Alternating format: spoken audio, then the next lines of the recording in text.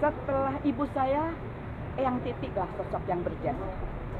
Karena beliau itu banyak memberikan masukan-masukan, mengajarkan.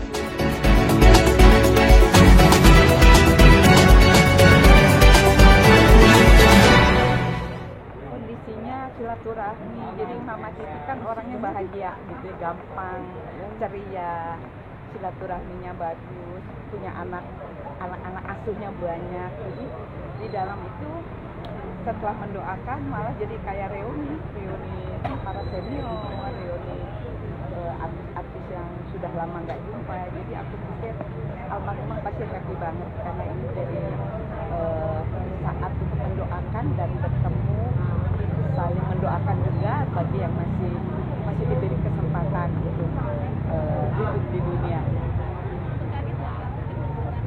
Jadi sebetulnya kan sudah lama. Jadi terakhir itu aku merayakan ulang tahun Eyang Titik Puspa itu November yang lalu.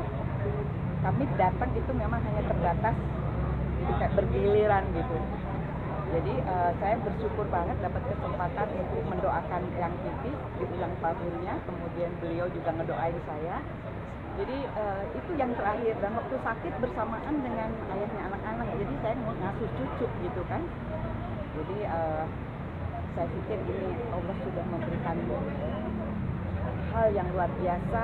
Mama Titik itu berkaryanya mungkin lebih dari 7 dekade, dan beliau adalah salah satu guru kehidupan saya dalam meniti karir maupun bagaimana memposisikan diri sebagai pekerja seni yang bermartabat.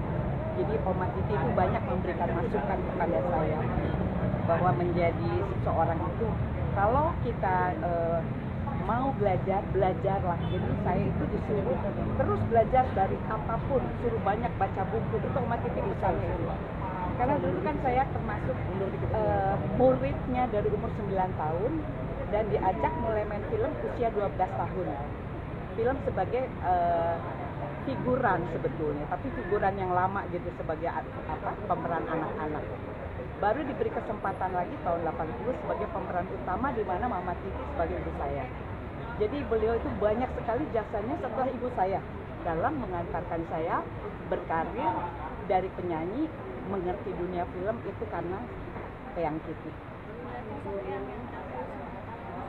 Ya,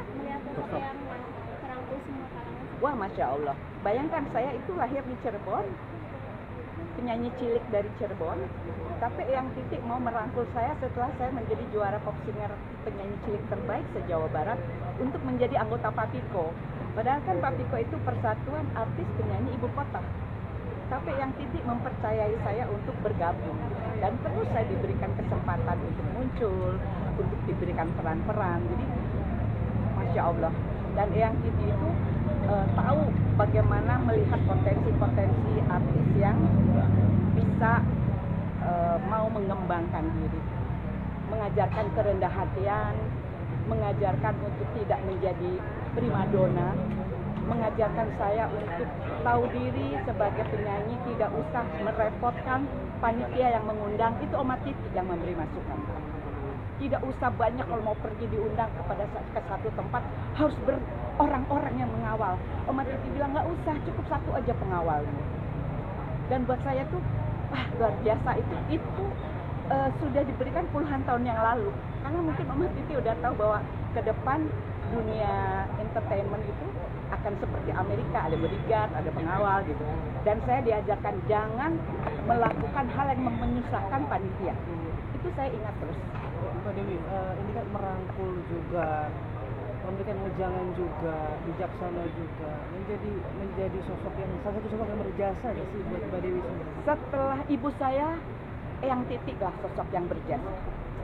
Karena beliau itu banyak memberikan masukan-masukan, mengajarkan ilmu kehidupan, mengajarkan menempatkan diri sebagai seorang pekerja seni, bukan artis, tapi kita itu pekerja seni. Mungkin kalau dulu kan seniman dibilang, tapi sekarang dibilang pekerja seni yang memang harus profesional dan tidak memposisikan biar orang lain yang menganggap kita bintang, tapi kita jangan merasa jadi bintang. Kita bekerja karena kita berkarya. Ya, kan Oma Titik Titi itu pernah kena kanker, sembuh kan. Itu saya juga dengar dikasih tahu ini cukup dengan terapi, dengan ada meditasi gitu. Kemudian sebetulnya saya tidak terlalu rutin ketemu terus, tapi ada event-event, ada momen-momen yang alhamdulillah Allah memberikan kesempatan di ulang tahun beliau. Jadi 2 tahun berturut-turut terakhir, alhamdulillah saya masih bisa ketemu, masih bisa menyanyikan karya beliau. Karena ada satu album lagunya Tante Titi yang saya cover. Alhamdulillah. Cukup ya. Oke, makasih. Makasih banyak.